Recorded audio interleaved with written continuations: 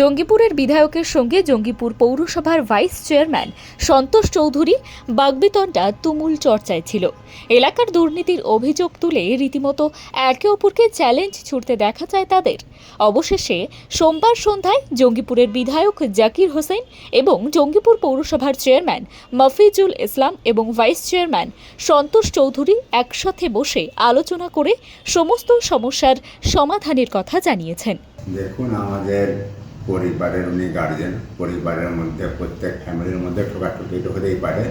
তো সেখানে আমাদের মধ্যেও একটু ভুল বোঝাবুঝি হয়েছিল, সেটা মানে আজকে এক টেবিল হয়ে সেটা মিটে গেছে। এবার পৌর পরিষেবাটাও স্বাভাবিক হয়ে যাবে, কাল থেকে স্বাভাবিক হয়ে যাবে।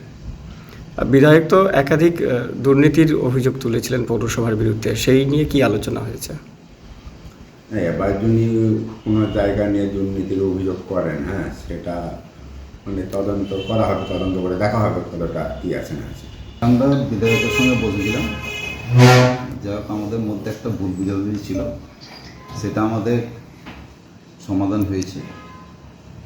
আর পৌরসভার যেগুলো পরিষেবা সেগুলো আমরা ভালোভাবে বিধায়ক বলেছে করতে, সেটা আমরা করে যাব। আর বিধায়কের সঙ্গে একটু মতবিরোধ ছিল আমাদের, সেটা কিন্তু আমাদের অবসান করেছে। আর দীর্ঘদিন থেকে তো ময়লার একটা সমস্যা আছে পৌর এলাকায়, তো সেই বিষয়টাই কতটা এগোলেন?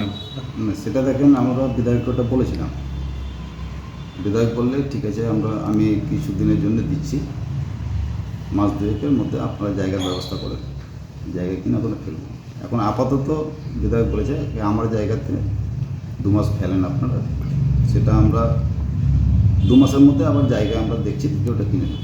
মুর্শিদাবাদ থেকে রাজ শেখের রিপোর্ট, টাইমলেস ডেপিকশন নিউজ।